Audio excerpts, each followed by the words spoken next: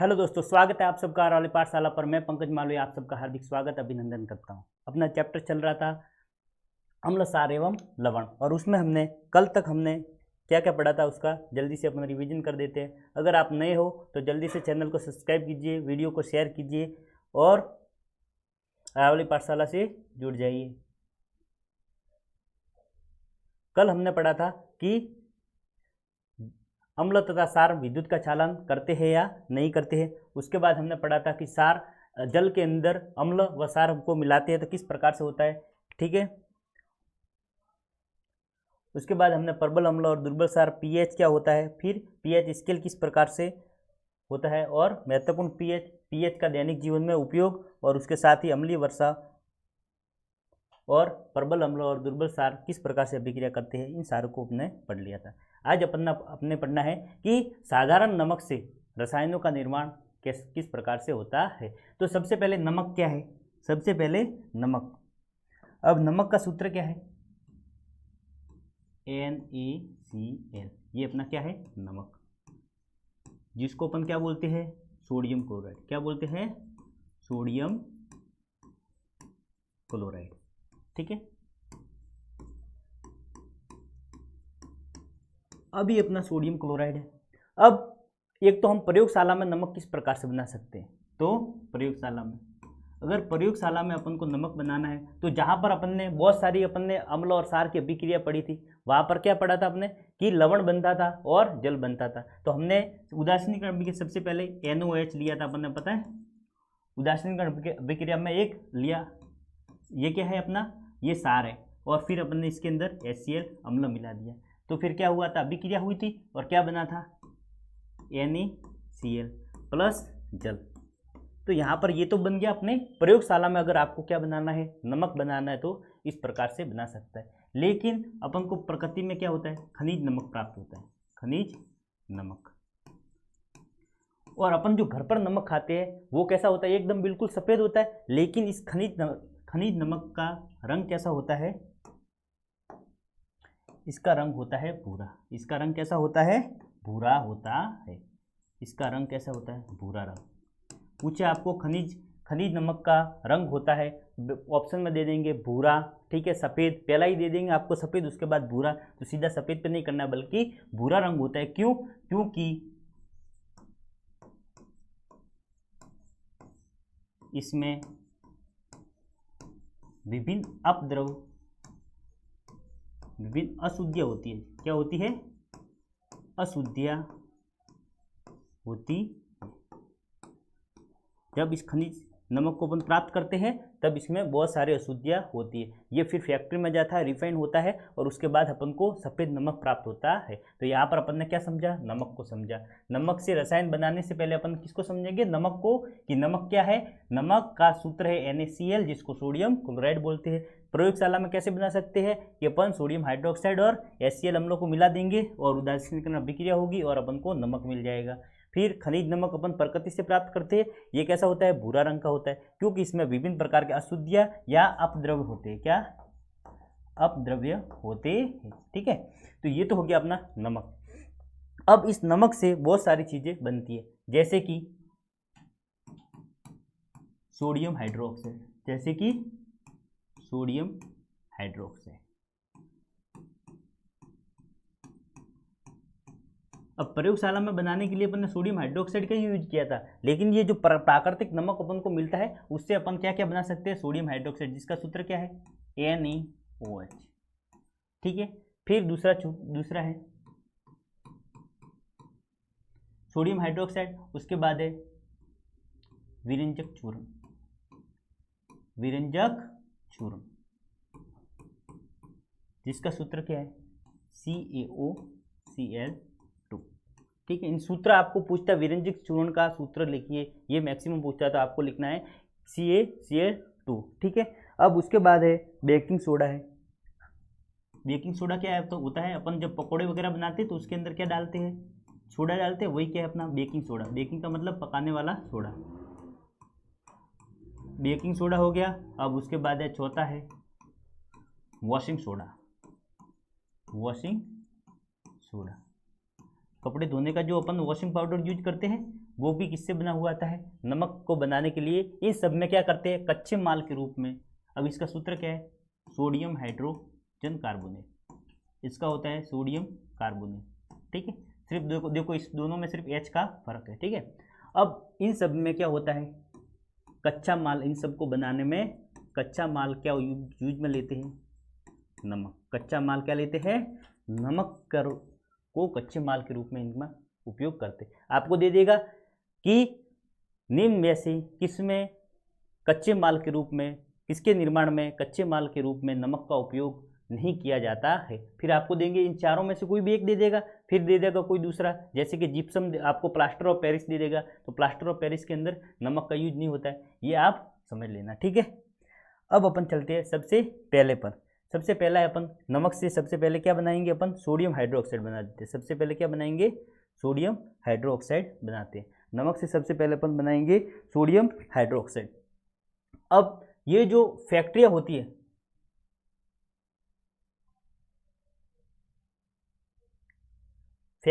है, उसमें sodium hydroxide का निर्माण किस प्रकार से होता है, आप ये देखिए। अभी इसके लिए अभी मैं इसको बड़ा कर देता हूँ थोड़ा, ठीक है। अब देखो,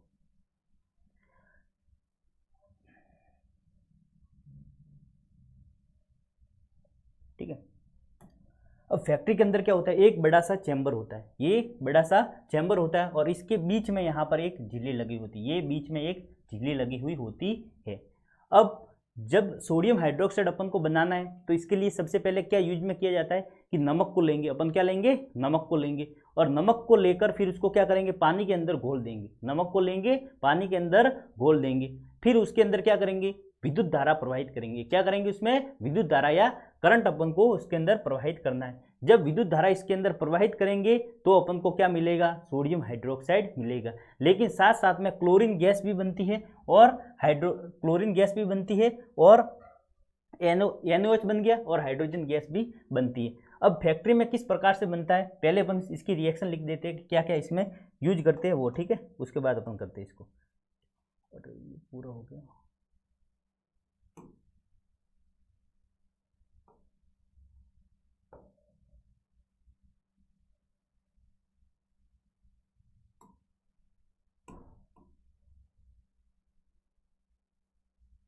देखो, सबसे पहले जब अपन फैक्ट्री में जाएंगे, फैक्ट्री में किस प्रकार से बनेगा, सबसे पहले लिया नमक, तो ये ले लिया अपन ने NaCl। देखो, कुछ याद नहीं, रटना नहीं है, नमक ले लिया। अब नमक को क्या करना है, पानी के अंदर घोलना है, तो इसके अंदर पानी मिला दो, ये मिला दिया आपने H2O, पानी मिला दिया। अब पानी मिलाने के बाद इसमें क्या करना है, विद्युत धारा प्रवाहित करना है। क्या करना है, विद्युत धारा इसमें प्रवाहित करनी है। फिर इसके अंदर करंट फ्लो कर दिया, विद्युत धारा प्रवाहित। जब इसको अपन विद्युत धारा प्रवाहित करेंगे तो इसके अंदर क्या बनता है, सोडियम हाइड्रोक्साइड बनता है। क्या बनता है, सोडियम हाइड्रोक्साइड बनता है। और साथ साथ में ये आपको याद रखना है, साथ में क्या बनती है, क्लोरीन गैस। क्या बनती है, क्लोरीन गैस बनती है, और उसके साथ में हाइड्रोजन भी बनता है। क्या बनता है, हाइड्रोजन गैस भी। ये दोनों क्या बनती है, ये गैस है और ये भी, ये गैस है, ये गैस है अपनी, और ये भी गैस है, ठीक है। और ये सोडियम हाइड्रोक्साइड।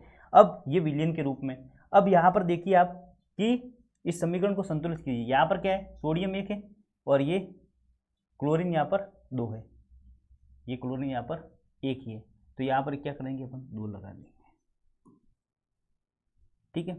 अब यहाँ पर H2 है, ये H2 आ गई, लेकिन ऑक्सीजन H3 है, तो यहाँ पर अपन क्या लगा देंगे, 2।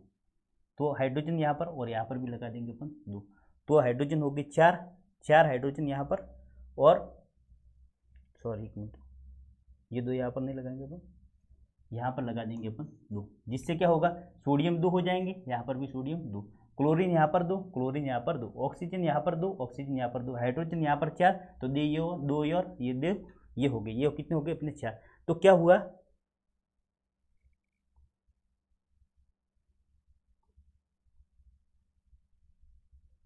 चित्र हो गया अपना, कोई बात नहीं, इसको ला लेंगे अपन, ठीक है। तो अब ये क्या बन गया अपना, ये क्लोरीन गैस बना और साथ में हाइड्रोजन गैस। तो आपको क्या लिखना है कि सोडियम हाइड्रोक्साइड का निर्माण किस प्रकार से होता है, तो आपको लिखना है कि जब नमक के घोल के अंदर विद्युत धारा प्रवाहित की जाती है तो सोडियम हाइड्रोक्साइड बनता है। साथ तथा सह उत्पाद में हाइड्रोजन गैस तथा क्लोरीन गैस बनती है। मैं लिख देता हूँ यहाँ पर कि जब नमक के घोल में क्या करेंगे, विद्युत धारा प्रवाहित करेंगे,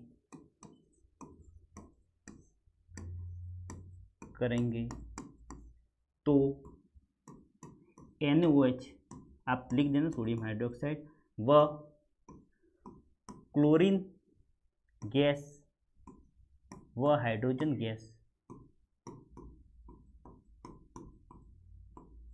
सह उत्पाद के रूप में प्राप्त होती है।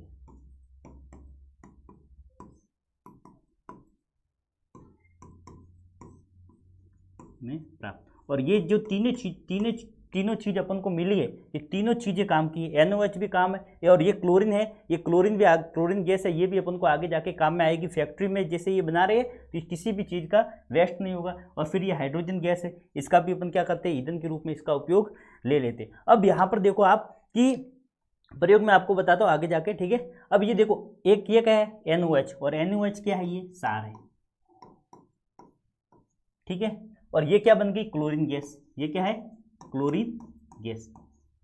अब इस पूरे प्रोसेस में सार भी बन रहा है और क्लोरीन बन रहा है, इसलिए ये जो अभिक्रिया है इसको क्या बोलते हैं अपन, क्लोरो सार रिएक्शन। क्लोरो मतलब क्लोरीन का क्लोरो ले लिया और सार से सार, तो इस अभिक्रिया को क्या बोलते हैं, क्लोरो सार रिएक्शन। इस अभिक्रिया को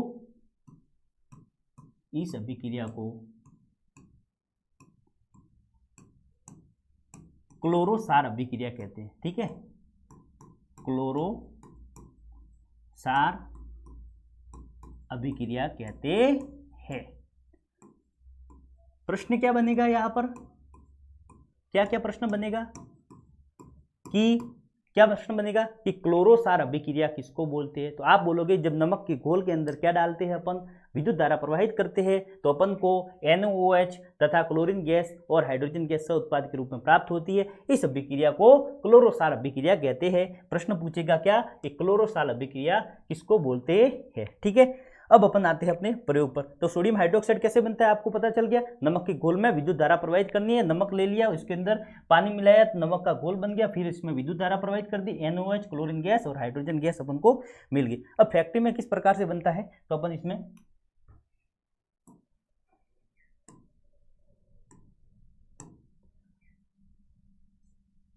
फैक्ट्री में किस प्रकार से बनता है, तो आप देखोगे कि ये इस प्रकार का पूरा एक इनका चैम्बर होता है और इस चैम्बर के बीच में यहाँ पर एक अपनी क्या लगी हुई है, एक झिल्ली लगी हुई होती है बीच में, ठीक है। फिर नमक का घोल ले लिया और इसके अंदर डाल दिया, इस चैम्बर के अंदर अपन ने डाल दिया। अब इसके अंदर दो छड़े लगी हुई थे, एक टाइटेनियम का एनोड बना हुआ था, एनोड मतलब धन आवेशित छड़, और एक धन आवेशित बैटरी के धन सिरे से अपन इसको जोड़ेंगे, और एक है अपने स्टील का कैथोड, एक है कैथोड और एक है एनोड। अब इनको अपन किससे जोड़ देंगे, बैटरी से जोड़ देंगे। तो प्लस वाला है वो क्या होगा, एनोड, प्लस जिससे जुड़ा हुआ है वो अपना क्या होगा, वो होगा अपना एनोड, और जो माइनस वाला है वो क्या होगा अपना कैथोड, ठीक है। अब ये एनोड और कैथोड जोड़ दिए, फिर इसमें क्या करेंगे, विद्युत धारा प्रवाहित करेंगे। जैसे ही विद्युत धारा प्रवाहित करना स्टार्ट करेंगे उसमें अपना क्या बनने लगेगा, इसके अंदर अभिक्रिया होगी और NOH बनेगा। अब इस चैम्बर में यहाँ पर एग्जिट दी हुए, यहाँ से होते हुए NOH क्या लिक्विड फॉर्म में होता है तो नीचे की तरफ बैठेगा, तो NOH नीचे बनेगा, और ये NOH यहाँ से होता हुआ सॉल्यूशन कहाँ पर, कैथोड की तरफ ये बाहर निकल जाएगा, ठीक है। तो ये क्या निकल गया अपना NaOH, यहाँ से होते हुए अपना बाहर निकल गया ये सोडियम हाइड्रोक्साइड। अब बचा क्या, क्लोरीन गैस और हाइड्रोजन गैस। अब ये क्लोरीन गैस है, हाइड्रोजन गैस मैंने प्लस ये धन आवेश होते थे, ये मैक्सिमम कैथोड की तरफ जाती है, तो कैथोड के ऊपर अपन को क्या प्राप्त होता है, हाइड्रोजन गैस। हाइड्रोजन गैस अपन को कहाँ पर प्राप्त होती है, कैथोड के ऊपर, और क्लोरीन गैस है ये माइनस वाली, ये धन आवेश की तरफ जाएगी, तो ये है क्लोरीन गैस अपन को कहाँ प्राप्त होती है, एनोड के ऊपर। प्रश्न क्या बनेगा कि सोडियम हाइड्रोक्साइड के निर्माण में सह उत्पाद के रूप में बनी क्लोरीन गैस हमको प्राप्त होती है, तो आपको बताएगा एनोड पर, कैथोड पर। तो आपको उत्तर क्या लिखना है, एनोड पर प्राप्त होती है क्लोरीन गैस और कैथोड पर होती है हाइड्रोजन गैस और NaOH प्राप्त होता है। ये किस प्रकार का चैम्बर है, इस पूरे चैम्बर में बीच में एक झिल्ली लगी हुई है, फिर एक टाइटेनियम का एनोड होता है, एक होता है कैथोड। एनोड को जोड़ते धन आवेशित सिरे से, कैथोड को जोड़ते ऋण आवेशित सिरे से।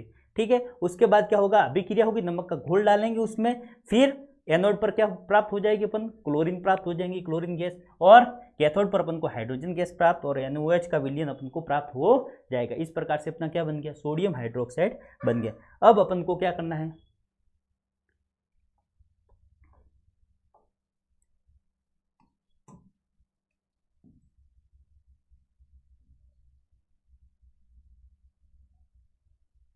अब इस सोडियम हाइड्रोक्साइड का अपने दैनिक जीवन में क्या उपयोग है वो अपन को देखना है। अब सोडियम हाइड्रोक्साइड हो गया। अब सोडियम हाइड्रोक्साइड के बाद अपन देखेंगे विरंजक चूर्ण को। किसको देखेंगे, विरंजक चूर्ण। सोडियम हाइड्रोक्साइड को अपन ने बना दिया, अब देखेंगे विरंजक चूर्ण का निर्माण। विरंजक चूर्ण का सबसे पहले तो आपको फॉर्मूला याद रखना है। इसका फॉर्मूला क्या होता है,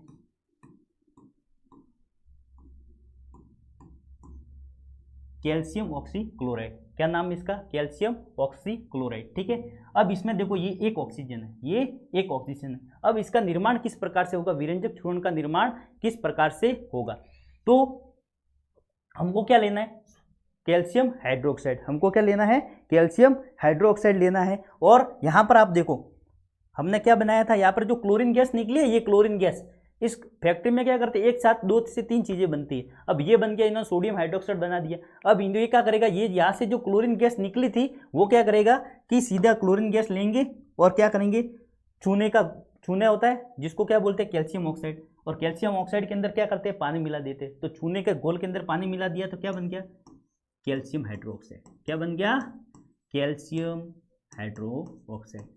ये क्या है, कैल्शियम हाइड्रोक्साइड।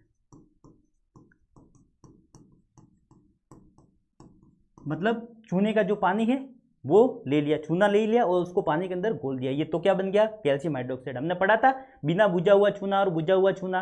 बिना बुझा हुआ चूना क्या था, कैल्शियम ऑक्साइड, फिर उसके अंदर पानी मिला दिया तो क्या बन गया, कैल्शियम हाइड्रोक्साइड। अब ये चूना ले लिया और उसके अंदर जो क्लोरीन गैस वहां से अपन को प्राप्त होती है वो सीधी इसमें प्रवाहित कर दी। तो इसमें प्लस क्या जोड़ देंगे, इसमें क्लोरीन गैस। क्या जोड़ देंगे, क्लोरीन गैस। और क्लोरीन गैस इसके अंदर प्रवाहित होगी और फिर क्या होने लगेगी, अभिक्रिया। फिर क्या होगी, अभिक्रिया होगी और इसके फलस्वरूप क्या बन जाएगा, इसके फलस्वरूप अपना बन जाएगा कि अपना विरंजक चूर्ण प्लस साथ में जल बन जाएगा।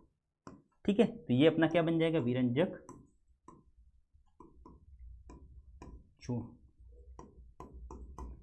आंसर क्या लिखेंगे अपन, कैल्शियम हाइड्रोक्साइड। या फिर विरंजक चूर्ण का निर्माण किस प्रकार से होता है, तो अगर आपको आंसर लिखने के लिए बोले तो सबसे पहले तो ये समीकरण आपको पता होना चाहिए। कैसे करेंगे, सोडियम हाइड्रोक्साइड बना था, उसमें से जो क्लोरीन गैस निकली थी उसको अपन ने क्या किया, चूने का पानी था, बिना बुझा हुआ चूना उसके अंदर प्रवाहित कर दिया तो क्या बन गया, अपना जल बन गया और साथ में अपना विरंजक चूर्ण बन गया। तो यहाँ पर अपन क्या लिखेंगे कि जब क्या कौन सा है, बुझा हुआ या बिना बुझा हुआ, तो बुझे हुए चूने में, बुझे हुए चूने में क्लोरीन गैस प्रवाहित की जाती है, क्लोरीन गैस प्रवाहित की जाती है।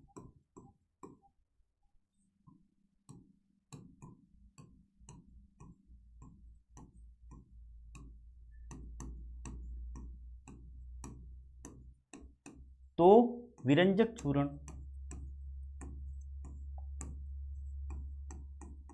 व जल प्राप्त होता है। बस जो जो किया अपन ने वो अपन को लिखना है।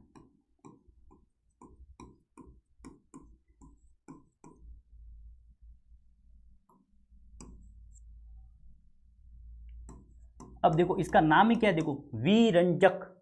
रंजक का मतलब क्या होता है, रंग, और वी मतलब रंग, वी मतलब बाहर निकालना। तो ये क्या करता है, मैक्सिमम का जो चीजें होती है उसमें से रंग को बाहर निकाल देता है, रंग को बाहर निकालने का काम करता है। तो अब अगला प्रश्न बनता है इसमें से कि विरंजक चूर्ण का उपयोग कहाँ पर होता है, विरंजक चूर्ण का उपयोग कहाँ पर होता है। तो विरंजक चूर्ण का उपयोग कहाँ पर होता है, तो वस्त्र उद्योग में सूती एवं लिनेन के विरंजन के लिए करते हैं। तो वस्त्र उद्योग में इसका उपयोग लेंगे। क्या करेंगे, सूती कपड़ों और लीलन का जो भी कपड़ा आता है उसको अंदर से क्या करेंगे, रंग को निकालने के लिए इसका उपयोग करेंगे। पहले चीज तो फिर है देखो विरंजक से याद रखना इसका उपयोग कहाँ पर होगा, रंग को निकालना है। फिर कागज की फैक्ट्री से लकड़ी के मज्जा एवं लाउंड्री के कपड़ों के विरंजन के लिए। अब लकड़ी होता है, पेपर अपन देखते हैं वो कैसा होता है, व्हाइट, और फिर वो क्या होता है, लकड़ी के मज्जा ब्राउन ब्राउन कलर का होता है। तो उसमें से रंजक को बाहर निकालने के लिए तथा लाउंड्री में कपड़ों के विरंजन के लिए इसका उपयोग करते हैं। फिर है रासायनिक उद्योगों में, ये याद रखना आप, किसके रूप में करता है, अपचायक के रूप में। किसके लिए रूप में, अपचायक रूप में। अब ये अपचायक के रूप में किस प्रकार से करेगा कि इसके अंदर जो विरंजक चूर्ण का अपन फॉर्मूला देखते हैं तो उसमें क्या CaOCl2 होता है। तो अब कैल्शियम ऑक्सीक्लोराइड होता है। तब ये जो अकेला ऑक्सीजन है ये क्या करेगा कि दूसरे के साथ जुड़कर इसमें से ऑक्सीजन को बाहर निकाल देगा। तो जो ऑक्सीजन से बाहर निकालेगा तो अभिक्रिया कौन सी होगी, अपचन अभिक्रिया। कौन सी अभिक्रिया होगी, अपचन अभिक्रिया होगी। और जिसके कारण जिसमें से क्या हो रहा है, ऑक्सीजन बाहर निकल रही है, वो क्या कहलाएगा, अपचायक। क्या कहलाएगा, उपचायक। अब वो ऑक्सीकारक कहलाएगा या उपचायक कहलाएगा। ठीक है, तो यहाँ पर जो विरंजक चूर्ण है वो उपचायक की तरह कार्य करता है। फिर पीने वाले जल को जीवाणु से मुक्त करने के लिए भी इसका उपयोग किया जाता है। तो विरंजक चूर्ण के उपयोग को आपको याद रखना है। ठीक है, तो ये हो गया अपना कौन सा, विरंजक चूर्ण हो गया। अब विरंजक चूर्ण के बाद अपन पढ़ेंगे अपना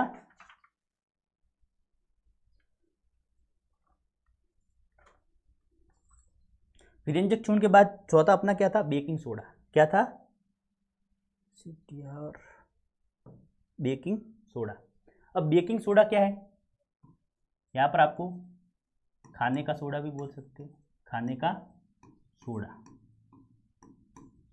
सबसे पहले तो आपको इसका सूत्र याद होना चाहिए, सोडियम, इसको अपन बहुत लिखे अभी तक, सोडियम हाइड्रोजन कार्बोनेट।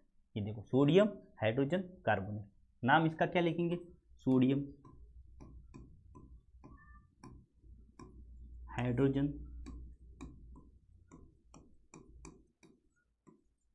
कार्बोनेट। ठीक है,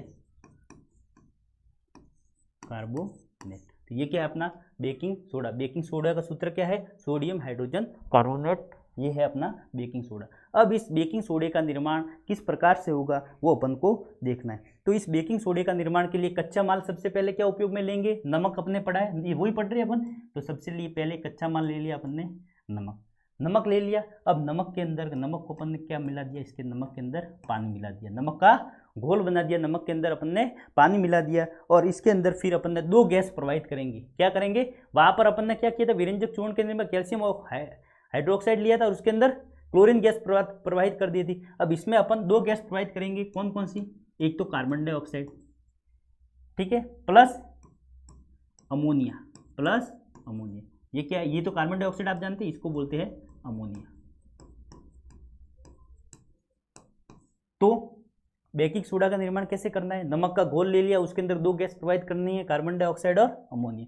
अब जब इसमें अपन ये गैस प्रोवाइड करेंगे तो क्या होगा, अभिक्रिया होगी। क्या होगी, अभिक्रिया होगी। और जिसके फलस्वरूप क्या बनेगा, अपना सोडियम हाइड्रोकार्बोनेट। प्लस इसके साथ साथ में एक चीज़ और बनती है, वो है अपना अमोनियम क्लोराइड। क्या बनता है, अमोनियम क्लोराइड। क्या बनता है, अमोनियम क्लोराइड। आपको ये याद रखना है, साथ में अमोनियम क्लोराइड भी बनता है। और ये अमोनियम क्लोराइड आपको पूछ सकते हैं कि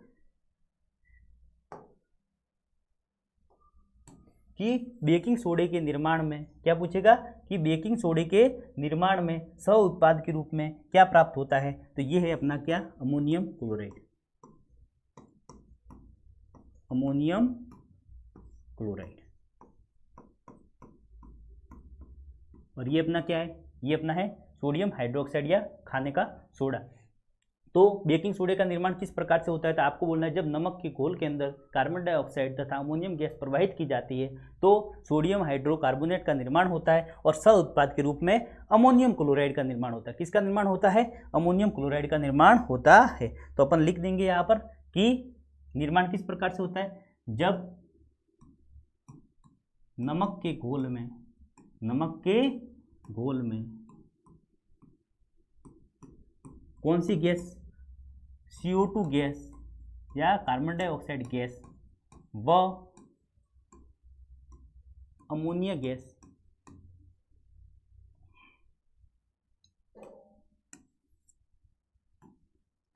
व अमोनिया को प्रवाहित किया जाता है,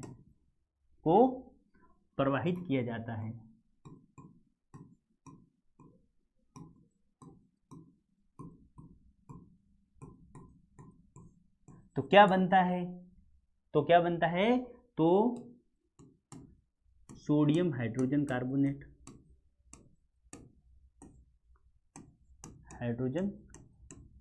या सोडियम बाइकार्बोनेट भी बोलते हैं, कार्बोनेट व सोडियम हाइड्रोजन कार्बोनेट व अमोनियम क्लोराइड सह उत्पाद के रूप में प्राप्त होता है, अमोनियम क्लोराइड प्राप्त होता है। आपको पूछते हैं ये एग्जाम में कभी कि सोडियम हाइड्रोक्साइड के निर्माण में सह उत्पाद के रूप में क्या प्राप्त होता है, अमोनियम क्लोराइड प्राप्त होता है। ठीक है, ये क्या बन गया अपना, ये बन गया अपना बेकिंग सोडा। अब ये क्या है, ये जो बेकिंग सोडा है, अब बेकिंग सोडा ये काम क्या आता है कि अपन क्या करते हैं, खाना पकोड़ा वगैरह बनाते हैं तो उसके अंदर डालते हैं। क्यों डालते हैं, क्योंकि पकोड़ा क्या हो कि फूले। तो ये फूलता किस कारण से है, कि अपन क्या लेंगे, जैसे कि ये अपने पास क्या है,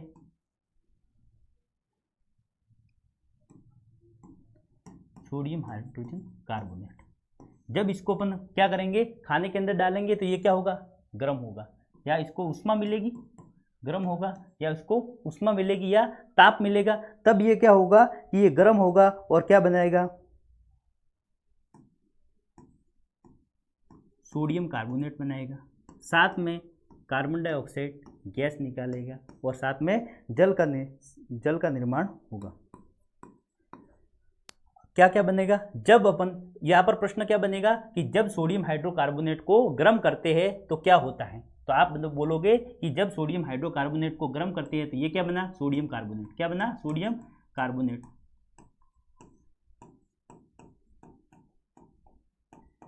तथा कार्बन डाइऑक्साइड गैस तथा जल का निर्माण होता है। तो सवाल क्या बनेगा यहाँ पर कि गर्म करने पर, इसको गर्म करने पर क्या होता है, तो सोडियम हाइड्रोजन कार्बोनेट को गर्म करने पर सोडियम कार्बोनेट और कार्बन डाइऑक्साइड गैस और जल का निर्माण होता है।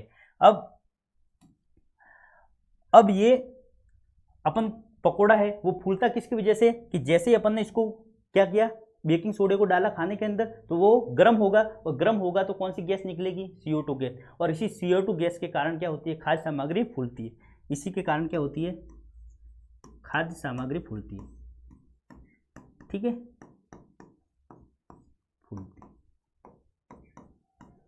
जैसे खमीर को उठाना है, इन सब में क्या किया, किसका उपयोग किया जाता है, सब में उपयोग किया जाता है कार्बन डाइऑक्साइड, ये बेकिंग सोडा का उपयोग किया जाता है, उसमें से कार्बन डाइऑक्साइड गैस बाहर निकलती है। ठीक है, अब इसके उपयोग किसके उपयोग, कि बेकिंग सोडे के उपयोग कहाँ पर किए जाते हैं, तो सबसे पहला इसका उपयोग बेकिंग पाउडर बनाने में। अब बेकिंग पाउडर क्या है, अपने घर पर लाते हैं सोडा, खाने बनाने का सोडा, उसको, अब ये बेकिंग सोडा होता है, उसमें दो चीज़ें होती है, एक तो सोडियम हाइड्रोजन कार्बोनेट, इसका उपयोग करें, और इसके साथ साथ में कोई भी अम्ल मिलाते हैं, जैसे कि टार्टरिक अम्ल किस में होता है, इमली में। लास्ट में जब अपना चैप्टर पूरा होगा मैं आपको बता दूंगा कौन कौन से अम्ल किस किस में होते हैं। तो टार्टरिक अम्ल है वो किस में पाया जाता है, इमली में। अब ये सोडियम हाइड्रोकार्बोनेट और टार्टरिक अम्लों को आपस में मिलाएंगे तो किसका निर्माण होगा, बेकिंग सोडा। अब बेकिंग पाउडर अपन घर पर जो यूज करते हैं वो किसका मिश्रण होता है, दो चीज़ों का।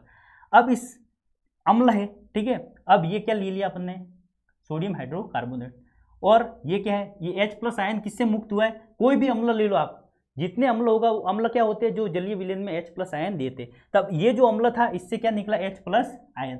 जैसे कि मैं आपको ऐसे बता देता हूँ, ये क्या है अपना सोडियम हाइड्रोकार्बोनेट। अब ये टार्टरिक अम्ल की जगह मैंने मान लो क्या लिया है, HCl अम्ल लिया, क्या है, HCl अम्ल लिया है। अब इसको मैं जब गर्म करूंगा तो ये क्या टूटेगा, H+ और Cl- में।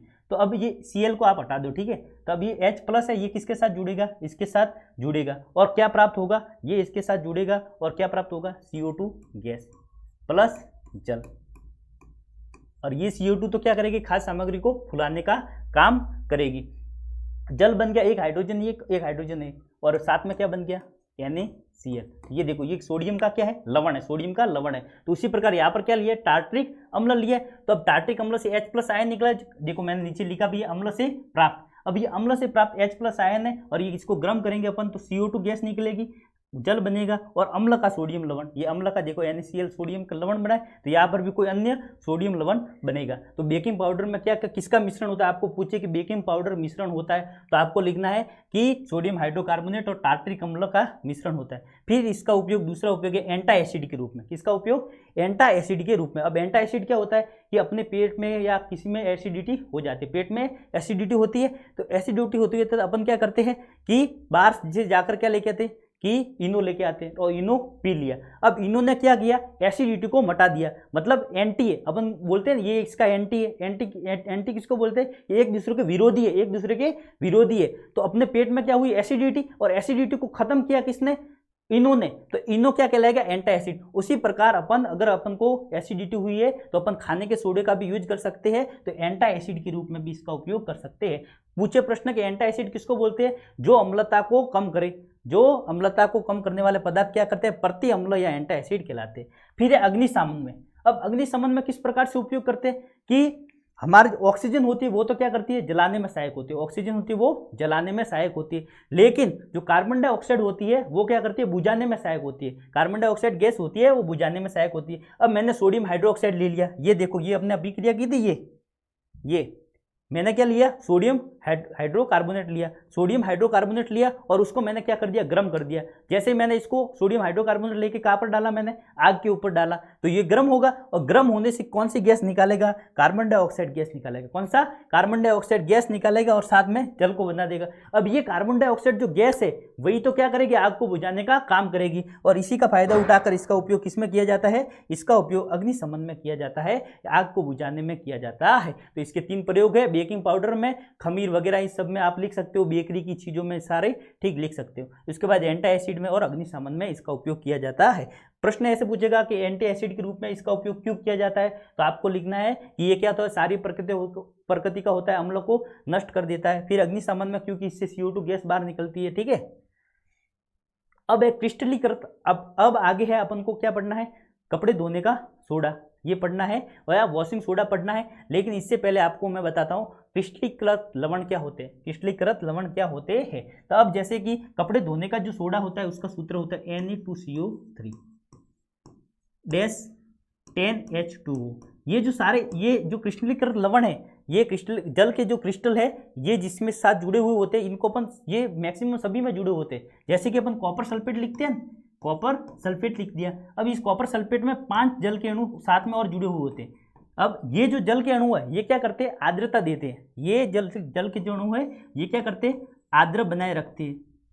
अब जैसे कि आपने देखा होगा घर पर अपने कपड़े धोने का जो वॉशिंग पाउडर होता है उसमें थोड़ी सी नमी होती है, आप उसको बाहर निकाल के अपने हाथ पर रखना और देखना वो थोड़ा सा मॉइस्चराइजर होता है, उसमें थोड़ा सी आर्द्रता होती है, वो थोड़ा सा भीगा हुआ सा अपन को लगता है। वो किसके कारण होता है? क्योंकि उसके अंदर जल के अणु जुड़े होते हैं। तो ये जो जल के अणु जुड़े होते हैं वो क्या करते हैं? इसको आर्द्रता प्रदान करते हैं। जैसे कि कॉपर सल्फेट है, कॉपर सल्फेट के विलयन में भी 5 जल के अणु जुड़े हुए होते हैं। उसी प्रकार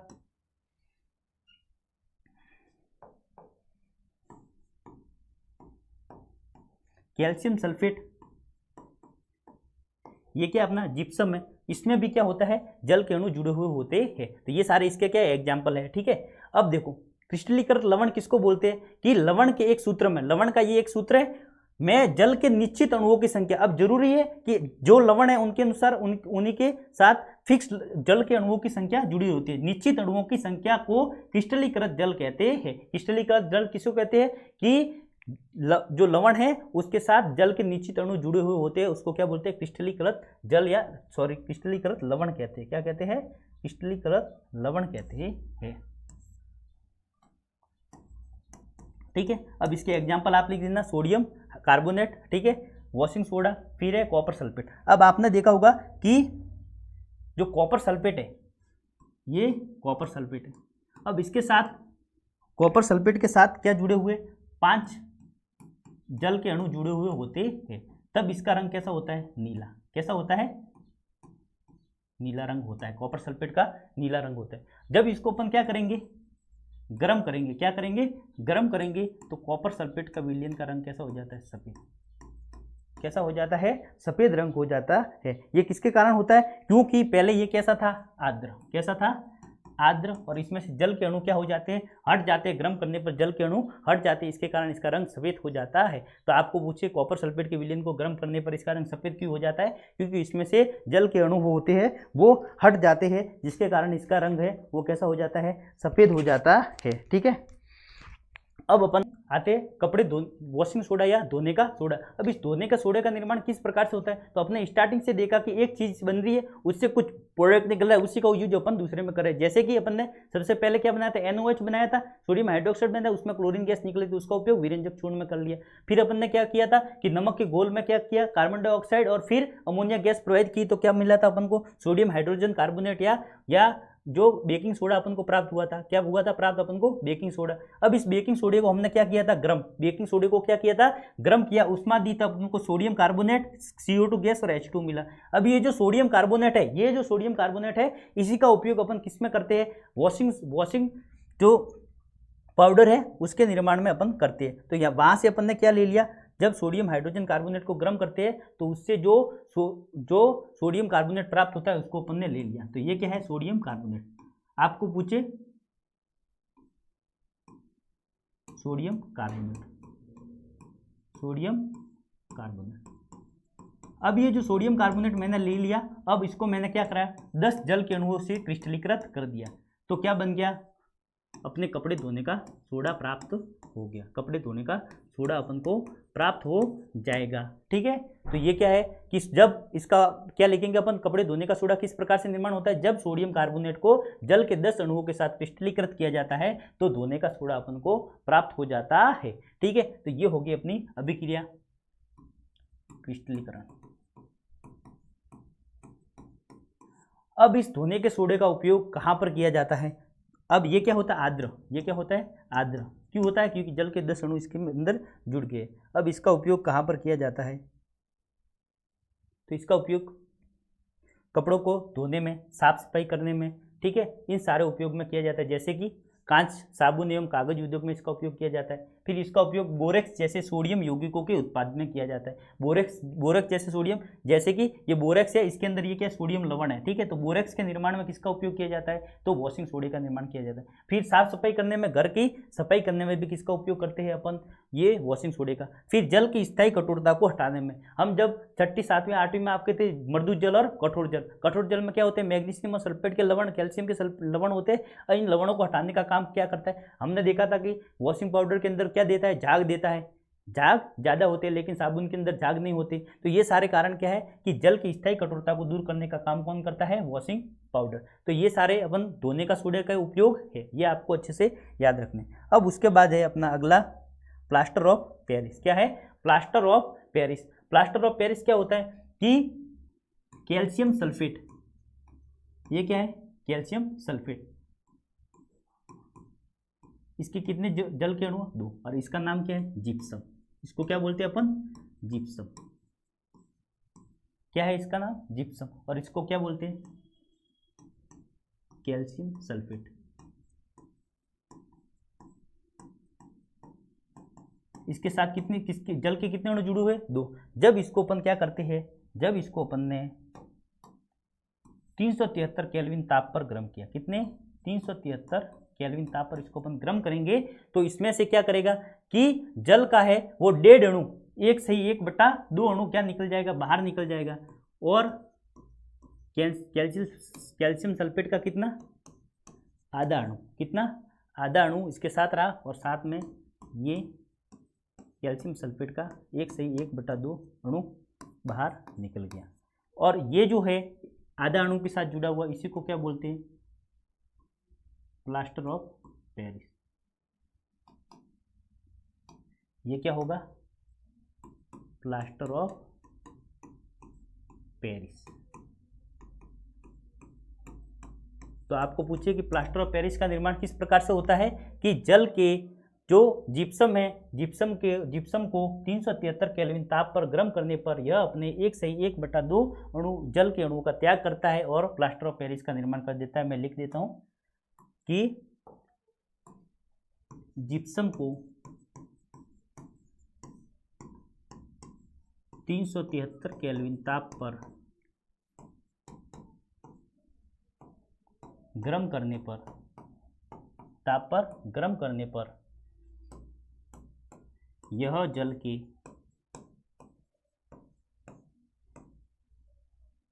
1/2 अणु का त्याग करके किसका निर्माण, प्लास्टर ऑफ पेरिस का निर्माण करता है।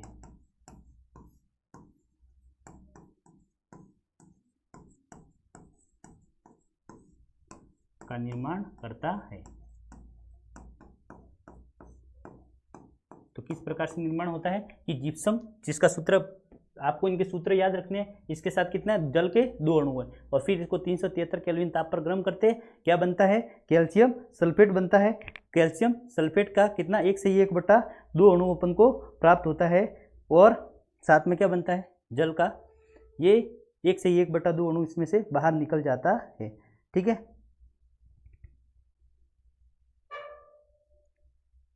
ये यहाँ पर कैसे लिख दिया, जल का 1/1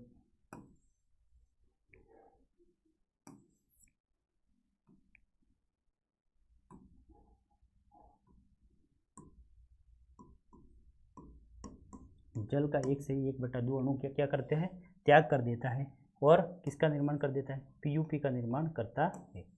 ठीक है, तो इनके सूत्र आपको याद रखना है। प्लास्टर ऑफ पेरिस में कितना 1/2 जल का अणु है। ठीक है, और इसमें कितना 2 जल के अणु है, जिसको क्या बोलते हैं, जिप्सम।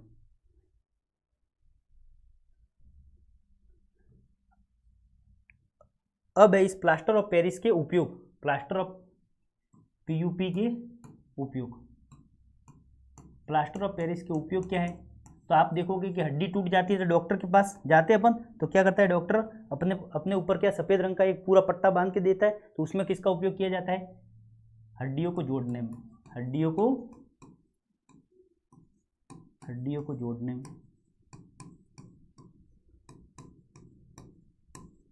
फिर दूसरा है, आपने गणेश चतुर्थी वगैरह पर देखोगे बड़ी बड़ी मूर्तियां बनती है, वो किससे बनती है, इस पीयूपी से ही बनती है, प्लास्टर ऑफ पेरिस से। तो मूर्तियों के निर्माण में, मूर्तियों और सजावटी सामान बनाने में,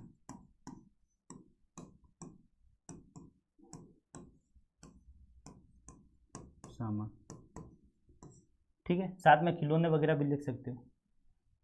तीसरा है, अपने छत होती है उसके ऊपर पीयूपी करवाते हैं अपन छत को चिकना करने में, तो सतह को चिकना